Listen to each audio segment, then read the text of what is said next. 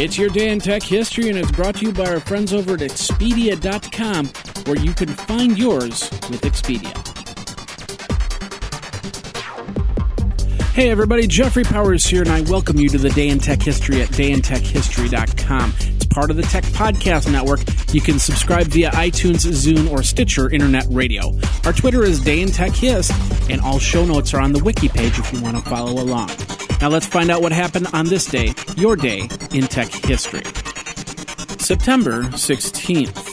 1985, Apple Computer co-founder Steve Jobs resigned as chairman of Apple Computer. He submitted the company name Next, Incorporated, to the California Secretary of State as the first step in founding his new company. 1986, New York Times and Covidia announced New York Pulse, a news service for computer users.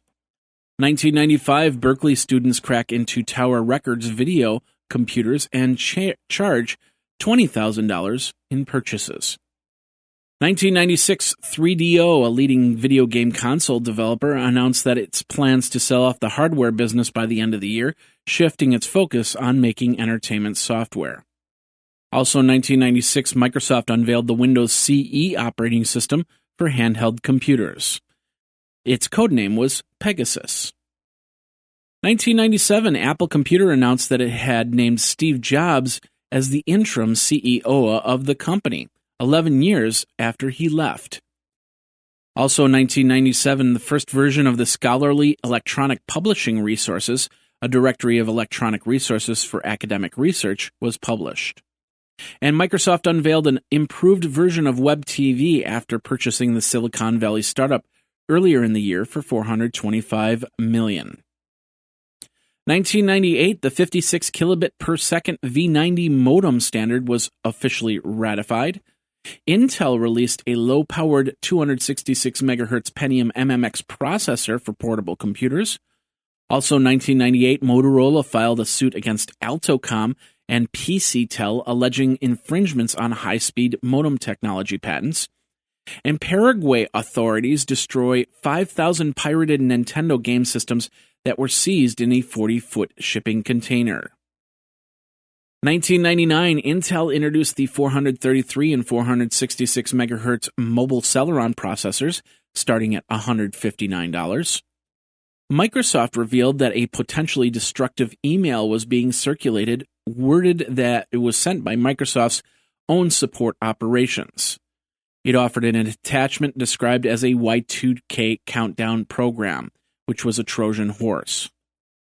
Also, 1999, Patrick Naughton, an executive in charge of Walt Disney Company's Go Network, was arrested and charged with interstate travel and the intention of having sex with a minor. And Sony Corporation and Cablevision Systems Corporation announced a collaboration to develop a digital system that would allow consumers to watch movies, play video games, and exchange email on one set-top box. And now this word from our friends over at Expedia. Las Vegas, Jamaica, San Francisco, China, New York, Portland, Florida. Have you been? Maybe you're from there and you need to start planning your trip home for the holidays. Now is the time to do that. With rates at their lowest for November and December, you can get great deals in planning your trip. That's where Expedia comes in, from air travel, hotels, cars, and full vacation packages. Because who doesn't want to be in a warm city during the coldest of winters? You can also earn Expedia points so you can use them on more trips all around the world. Get $25 off your first hotel booking at Expedia.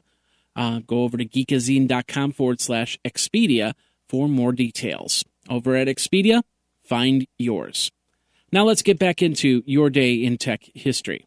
September 16, 2002, Intel introduced the 1 GHz mobile Pentium III MLV processor for $316. It was codenamed Tualatin.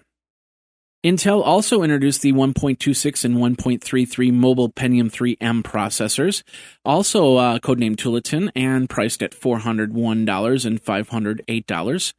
The 1.6, 1.7, and 1.8 gigahertz mobile Celeron processors would start at $112 to $150.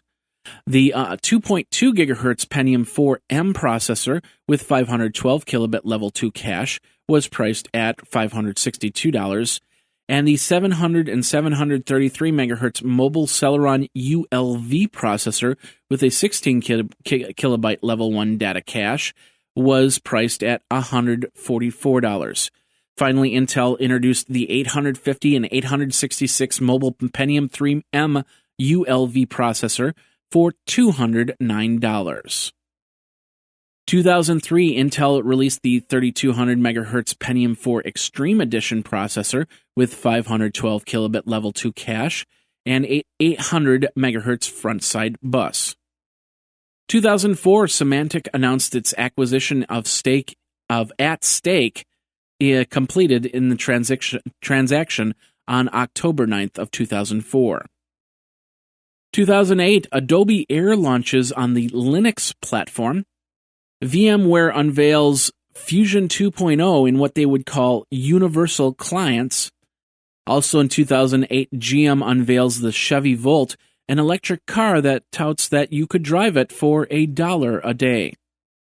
Microsoft completed the Datallegro purchase. Zune updated their software to 3.0 while also announcing two new models of Zune, the 16GB and 120GB third-generation Zune. A tight end for the Washington Redskins posts part of his playbook and the New Orleans Saints and got in trouble for doing so. 2009, Nielsen reported that Bing was the fastest-growing search engine in the United States. It rose 22.1% in a month. And Global Gaming X, the company that was supposed to buy the Pirate Bay, announced that they would be trading on a New York stock exchange since they were booted off their last exchange due to questionable news tactics when they didn't buy Pirate Bay. 2010, geocaching.com releases an application for Android phones, and in 2011, 450 GoDaddy websites were compromised. The websites were redirected to malware websites. And that's your Day in Tech History. My name is Jeffrey Powers, www.dayintechhistory.com. All the show notes are over at wikizine.com, Geekazine's wiki. And of course, you can like the Facebook page and follow Twitter at Day in Tech Hist. Until tomorrow, take care. Day in Tech History is copyright 2014 JMP Enterprise and Geekazine.com.